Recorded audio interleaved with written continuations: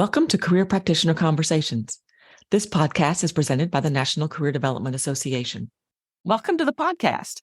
I'm Melissa Venable, NCDA's Director of Professional Development, and this episode features a conversation about working in private practice. With me today are Courtney Warnsman and Katie O'Malley. Courtney is the current NCDA trustee for private practice, business, industry, and agencies, and Katie is founder and coach of Encourage Coaching. It is great to have you both here. Courtney, I'll turn it over to you. Thank you so much, Melissa. And thank you, Katie, for being here. I'm so excited about this conversation because I can't count the number of people who have either shown up to a Tuesday talk or come to my constituency meeting and said, I'm in higher ed, but I'm really thinking about private practice. What should I do? And it's like, oh, that's a big question for an in-between session. And so some of them are interested in just kind of dipping their toe in as a side hustle, or some of them are looking more as a full-time career. And it's a tough decision to make, right? For sure. In a way, Katie, you are like a lot of our clients that we work with. In preparing for this podcast, even though you and I had talked, it was the first time I really went through and dug through your LinkedIn profile. And you have done everything. You've been in nonprofits, you've been in the corporate world, you've been in universities, and now here you are in a successful private practice. So I know that a lot of people will be able to be with you in that journey. I guess the thing that comes to mind first is that all of those prior positions are things where you were working for somebody else. Yeah. In the regular monthly paycheck. But somewhere along the line, you went, I think I might want to try private practice. So what was that occasion for you? For sure. And it's the idea really came forth for me while I was in graduate school, getting my master's degree in counseling. So I could really help folks at the intersection of mental health and career. And it turns out insurance companies are less keen to cover conversations about career because career is not a mental health diagnosis, even though our work can lead to burnout, and the symptoms of burnout tend to be identical to those of anxiety, depression, and post-traumatic stress. So I finished the master's degree in counseling, but at that point, instead of becoming licensed as a counselor or therapist, decided to pivot into higher ed, and kind of the idea being, let's cut all of this misalignment in career and identity and values off of the paths. I will work with college students, right? So spent 2 years at the University of Texas at Austin, and then 5 at the University of Chicago Booth School of Business. And Courtney, much like you and all of your membership, love students, love them so much. And working alongside them and seeing those flashes of brilliance and connection. And it is still a privilege to be able to attend college. And it's an even greater privilege to be able to access post-secondary education like graduate school. So MBA, MA, MS, Ph.D.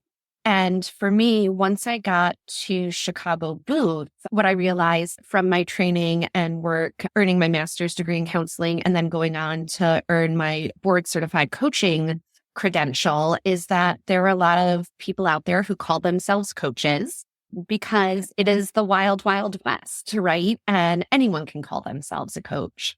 And what I really wanted as someone who is driven by the spirit of altruism and giving back, and also equity and justice, I wanted everyone to be able to access these exceptional services the students at the University of Texas were receiving in Chicago Booth. And so in 2018, with the permission of my boss, put up a website that I built on Wix, very just static, crisp pages. Got an LLC to potentially protect myself from, at that point, I don't even know what, and really walked into it with the mentality of, I want exceptional career and leadership development services to be accessible to everyone, regardless of education, regardless of finances, regardless of their identity. Encourage Coaching is going to be a place where someone can access culturally humble and financially accessible support to take their career where they want to go. Because whether we like it or not, we live in a capitalist society and we have to be engaged in work to be able to participate at the levels that we desire. And so it really was, for me, less about at that point being my own boss and more about making sure that these services were available to others. And that started in 2018. That's, I hadn't heard the terminology before, culturally humble and financially accessible. And it just so much plays into a lot of what we talk about within CDA with inclusivity and accessibility, which is one thing that seems to be forgotten, and people actually being able to access the services. So thank you for giving me that vocabulary. For sure. So when we first talked, you mentioned that it took you about 18 months from the time that you thought, I'm going to do this, maybe, to the time that it actually happened. And okay, we're opening this thing and we have new clients and here we go. Talk to me about what that 18 months was like for you, both in terms of thought process or in terms of activities and actions that you were doing to make it happen. What did that look like? For sure. So the 18 months prior to that, I was in the starting point was I was in transition, moving from my role at the University of Texas at Austin to move to Chicago Booth, and truthfully back home to Chicago, where my community, my network, my family was. And I think one of the things that is really important to remember is that whether you are working in higher ed or you're working in higher ed and side hustling, or you're a small business and private practice owner, at the end of the day, we are humans that happen to work, not workers who happen to be human. And so when I had the idea when I was at the University of Texas at Austin, this is actually a pretty fun story, Courtney, and I don't know that I shared it with you, but I had come up to visit Chicago in 2016, and I was visiting friends. I was taking my new partner, boyfriend, to meet my friends and to meet my family. And we were sitting up late one night talking about our woes with work and starting to say things like, we know our work sucks, but we also know that it doesn't have to. Like, there has to be a better way. And so I actually have a picture. I'm going to try and dig it up so I can send it to you. But my friends, Aaron and Kevin Sella, they are married, and we met through higher ed when we were at DePaul University together. We were coming up with the idea for essentially encourage coaching. And we wrote up a little contract. We all threw $5 on the table. We're all partners in this, right? So the idea really came in 2016. And what ended up happening was life, new job. This person that I was dating proposed to me on that trip. Now we have a wedding to plan, but he was also from another country. So then there was the immigration process and the move to Chicago and settling back in and then caring for aging parents. And so for me, a lot of the delay was about life and not so much about things that I think tend to come up for folks around, who am I to start a business? Who am I to say that I know any better or have any better practices, tactics, strategies than somebody else out there? Who am I to help someone when oftentimes it seems like my career might be in a bit of disarray? When I'm talking to folks who are excited about starting new businesses, it tends to be blockade like that. For me, it was just the blockade of humaning on a daily basis, and then not just finding the time and space, but committing to carving that out to do things like at a very simple stage. I tend to put the cart before the horse. I know we have a lot of folks listening who are probably very familiar with Gallup's StrengthsFinder assessment. My number one is activator. And so I'm going to do the thing and then see what happens, which is why when you're like, so what steps did you take? Oh, built a website and went on Rocket Lawyer and got an LLC. And then it was, if I build it, will anyone come? And if they come, then I'll build as we go. And so is that responsive? Absolutely. There's so many things that I want to ask within the context of that. So what you just, if I build it, will they come? Have you seen or heard Mel Robbins stuff on the 5-minute rule, that if you have an idea and you don't take action on it in 5 minutes, that it's probably going to go away? And so when you talk about, okay, I put cart before horse here. I set up the website and I got my LLC. I didn't know I was going for there, but you had already taken action on setting it up. And so just having those things in place and having taken those first steps probably made it, I'm not going to say easy, but easier to then continue through the process to make that happen. It's also interesting when you first started talking on the first question, you were talking about inclusivity and accessibility and that piece. And then right here, you were talking about getting together with your partner and a friend and talking about the woes of work. And I think we all have both of those. There are the pieces of us that want to do something new and different and help people and involve people who may not have been able to be involved otherwise. And then there's the little woes at work too. And so I think about the people who may be here on the podcast. My guess is we have a whole continuum of where people are on that spectrum of why they might be looking into this. And thank you for sharing the whole idea. We're humaning. And life goes on while we are thinking about starting a new business or whatever that may be. So what was the process? I love the fact that it was a $5 partnership. It didn't cost you a whole bunch of money right up front. Just let's all throw $5 on the table and let's do it. So from that point then, as you were humaning and doing your stuff, what were the pieces that you were finding that you needed to put in place to make it happen from a business perspective? Yeah. So from a business perspective, and in the spirit of belonging and inclusivity, my two partners, we were meeting once a week this whole time, thinking about ideas and if there were opportunities that came along, really just drawing up proposals on the fly, applying for grant money. But we weren't really, when I say we weren't really getting anywhere, nothing was moving forward in terms of really taking the business to a place where it would be open for business, right? We were just doing a lot of ideating and taking opportunities as they came. And so it started to get to the point, and I think Aaron and Kevin would agree with this, where we're like, why aren't we meeting on a weekly basis?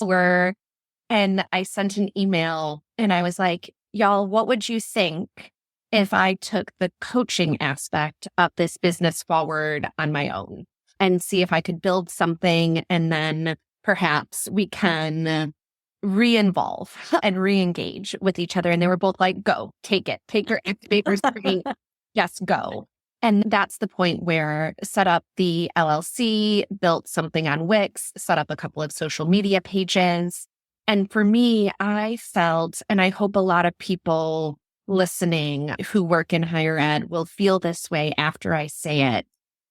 We are surrounded by brilliant people all day who use incredible language to describe what is happening to individuals, teams, and organizations.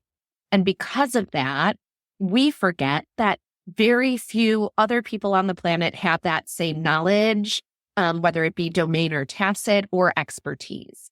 And you have, whether it's credentialing through assessments or workshops and curriculum that you've created, that whole range of what we do as student affairs providers and higher education administrators, you have everything you need to run a successful coaching business, whether for individual teams or organizations. And it's just sitting down and putting pen to paper to say, what are all of the resources and knowledge that I've accumulated in this space that I can then share out with a different audience? And that's the important thing to remember too. We know it. Students are not the professional clientele that you'll be working with, but remembering to focus on that different audience. And so the very first thing that I did was put together what I thought is a good package for somebody. What would be an effective coaching engagement for an individual coming to me for leadership or career coaching? And when I had my first outreach, which was really I'm going to tell you the people that are in your network are going to be your first client. And my first client was actually a former board member at the AIDS Foundation of Chicago, where I used to work in a nonprofit. And he was in the middle of some transitions in his business and wanted some support with his leadership development. And I pitched him with what I had created, never pitching it to anyone else. And he's like, let's go. And he had a good, and as a result of that, referred me to two of his friends who were small business owners. And my big thing is, once you get that first client, that second client, that third client, don't go looking for more clients when you start off. Take care of the clients you have, treat them like your prized possession, and more clients are going to come as a result of that choice.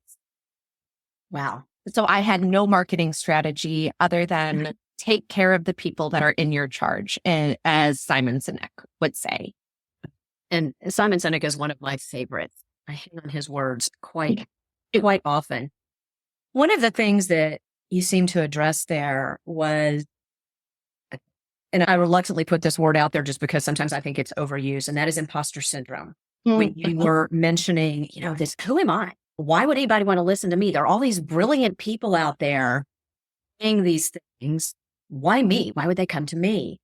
And I love the idea of really looking at what your niche might be. What are those specific skills, and what maybe do you have that would be a little bit different offering, but then also recognizing that podcasts and webinars and credentials, that's why you did that.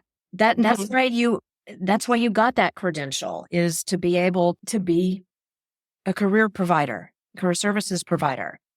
So what did you see as your sort of the unique skills that you wanted to bring into the profession? Yeah, for me, I think first and foremost, because I'll get this question from prospective clients, what differentiates you from other coaches, right? Yeah. I'm shopping around and I always say, great, shop as much as you like, because the relationship between coach and client is essential to the engagement and that person journeying toward their goals, being successful. But for me, what I will always say differentiates me and because I didn't start out with this as a niche, but working with folks that are also actively in therapy, those tend to be my clientele. And so what people are looking for is this person going to make me feel safe enough to be brave? Can I actually share the things that are that have been holding me back professionally, whether it be my depression, my anxiety, my ADHD, my bipolar disorder? And if I share those things, does that person know how to hold space for me ethically and responsibly? So 80% of my clients, Courtney, are actually actively working with a therapist while I'm working with them. And so it's just such a nice compliment. Now, did I, to be in therapy and to be in coaching at the same time? The other thing I'll share, and again, for everybody listening, working at an institution or a university or a college, that is a huge marquee signal that you must be doing something right, and you must have a certain set of skills or certain set of knowledge to be able to be in a position like that, because you are responsible for the lives of 18 to 21-year-olds or graduate students who are investing huge amounts of money to make a pivot in their career. This is a differentiator for folks too. And so I always say, don't run away from the thing that got you to private practice, because those are going to be the people that want to come in and work with you, whether you're in higher education or for audience members who are not, who are in a different industry. That's going to be a special signal or selling point to them as well. Absolutely. So everything that you just said resonates in that, whether it's higher ed, whether you are in K-12, whether you're a counselor, educator, whatever it is, we all have similar skills in terms of what best practices are in terms of career development. but we each bring our own stories to what we do. And you mentioned developing this relationship with your clients where they can feel brave in coming to you and knowing that you are going to listen and work with them in ethical ways. And as I think about people just dipping their toe into private practice, there's a little bit of bravery that comes with that too. And one of the things that you said about once you have your first 2 or 3 clients, don't go look for more clients. Build from there, build those relationships. But I can hear people going, but what do I do? Because if I only have 3 clients, I can't pay my bills.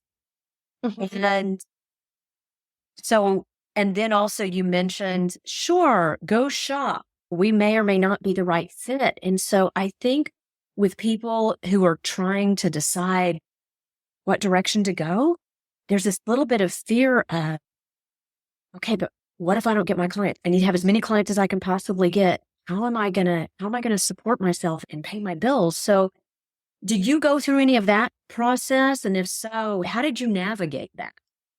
Yeah. So the answer is absolutely yes, I did. But the important thing to remember, Courtney, this was my side hustle for 4 years before I went fully into private practice as my full-time job as someone who is self-employed or an entrepreneur or a small business owner. I invested 4 years of working 9 to 5 at Chicago booth and then seeing private clients on the evenings and on the weekends. And there are sacrifices that get made because I am not risk averse in most ways. But when it comes to money and security, financial security, I very much am risk averse. And so I waited to kind of pull the ripcord on making this leap of faith until I knew 2 things. One, is there enough money in the business account post-tax to pay my mortgage and health insurance, or to pay rent and health insurance for a full year before I make this move? Because in the worst case scenario, I can, if I bring in no other clients. So I left higher ed in 2022. That was the year that I turned 40. So turning 40, if not now, when? If I'm not going to bet on myself now, when am I going to do it? Which I will also say, betting on yourself is one of the safest bets that you can ever make. But then looking at the business bank account, and there was enough money in there to pay my mortgage and insurance. If I never brought on another client for all of 2022, I was going to be able to keep my home and stay healthy. That's what made it possible for me. But that was not possible in 2018. I also knew that I had a strong brand and a strong reputation in the communities that I was connected to continue to generate those clients. The last thing I will say is, it is amazing what you can do for a business when you can invest 40 hours a week. So when I was able to make that transition into private practice full time, that's when I was able to say, let's put together a marketing strategy. Let's spend a little more time on social media, particularly on LinkedIn. Let's spend more time learning, reading, writing, going to networking events, inviting people to lunch. These are all investments that have great return, but there was no time to make those investments as I was side hustling or passion projecting. You know, it's interesting that when I think people are trying to do something new, a lot of people say, well, it's not the right time. Well, I'll do it after this happens. I'll do it after my wedding. I'll do it after my last child graduates from college. I'll do it when whatever. And it just keeps getting pushed out and pushed out and pushed out. And is there ever a good time? I guess will be the question. And it sounds to me like your time was when you were able to look at the basic facts. Mm-hmm. Do you have the financial ability and some other things to be able to give a go with this and give it some time to be able to put 40 hours a week into building your business? Yeah. And when the answer to that was yes, it's time. Mm-hmm. And so I would think that people who are doing it as a passion project Thank you for that terminology as well. That passion project may go 2 years. It may go 10 years, but you're still on that path of making it happen when that time is right. Does that make sense? It absolutely. And it's about knowing what those criteria are for yourself, right? So there are other folks who can tolerate much greater financial risk or financial security risk than I can. So the way that I did it isn't the way a lot of folks do it. And that's okay. But as long as you know what your criteria are and you establish those when you start, as soon as those boxes get checked, you can pull that ripcord and go. And it is exhilarating and terrifying at the same time. But the razor's edge between the tipping point between exhilaration and terror is a razor's edge. So always remember, you chose this. You chose this and you bet on yourself. And I actually recorded a podcast earlier this week, and I wasn't expecting to say this, and I got a little teary-eyed when I did. One of the things that I've realized in the last year that has made private practice and owning my own business feel so rewarding, not just financially, but personally as well, is my entire career, no one would ever bet on me. And now that I bet on myself, I have been more successful in all the domains of my life and all the dimensions of my life than I ever was when I was working for somebody else. And it is just an incredible feeling. That sounds, it sounds incredible, and being able to take that ownership and say, no, I can do this. I believe in me. I'm going to make this happen.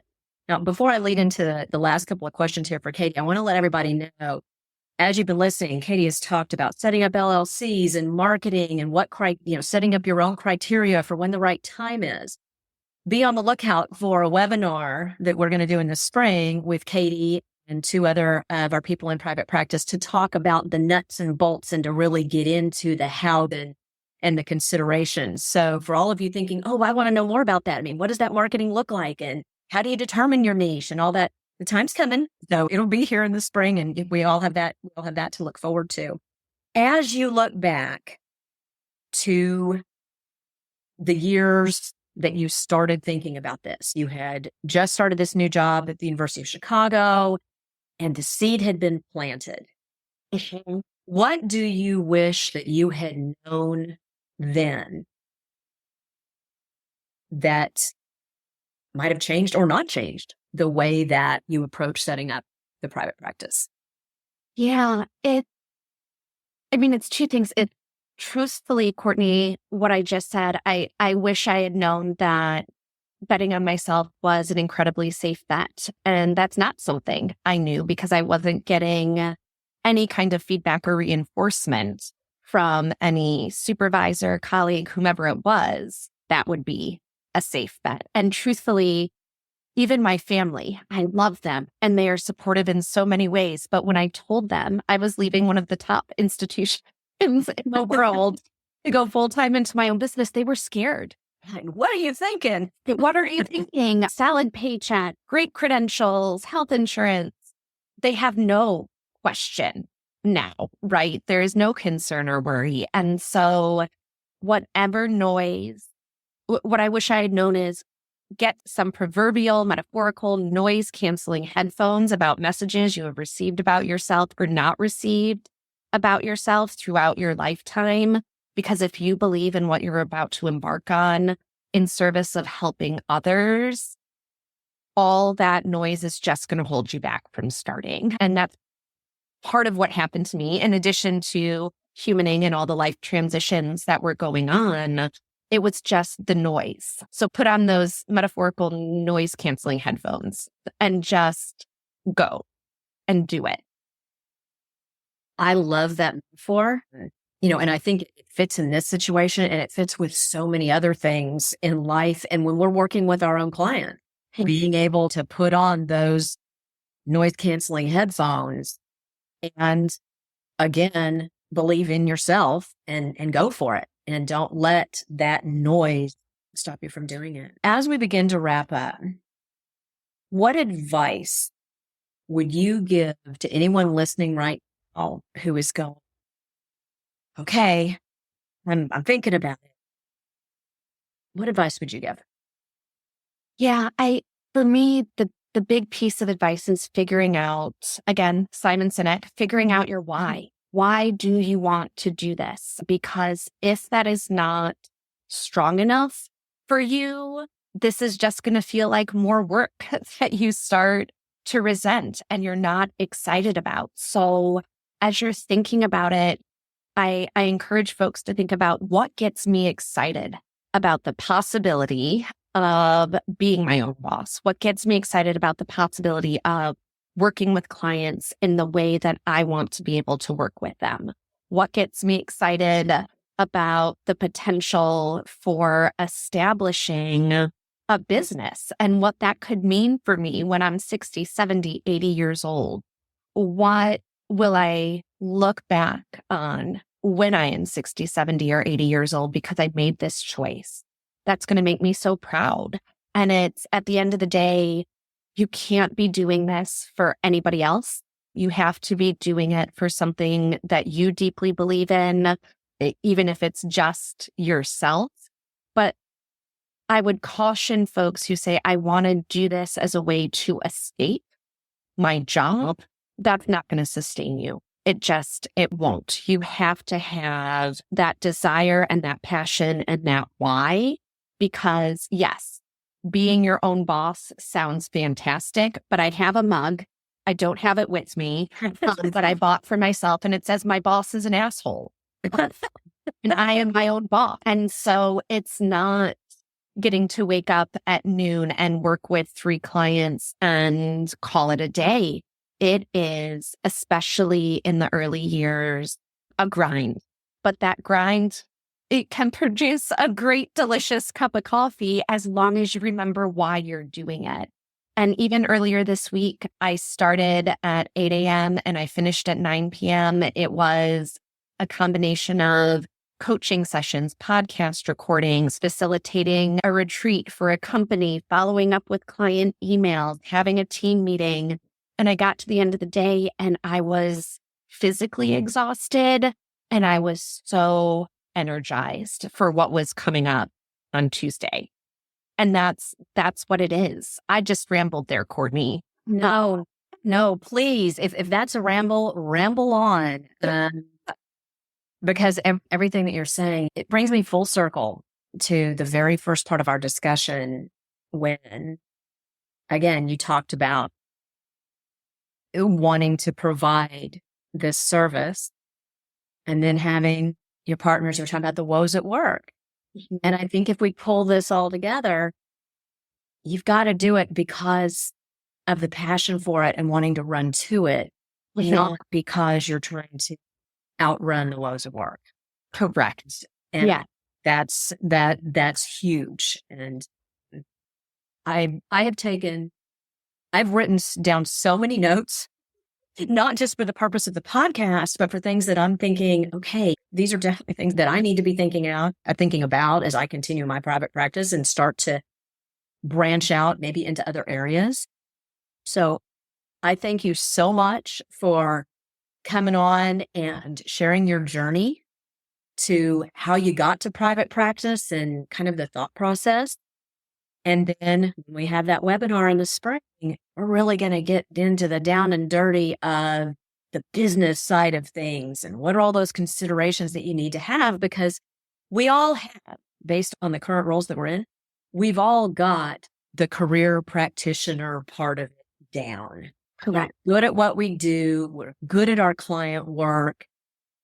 And then we think about going to private practice. There's more to it than just working with clients. So that's the piece, that we'll be tackling. And I so look forward to continuing this conversation with you. So thank you so much. Thank you all the listeners for being here. And we will see you at the webinar. Thank you so much, Courtney.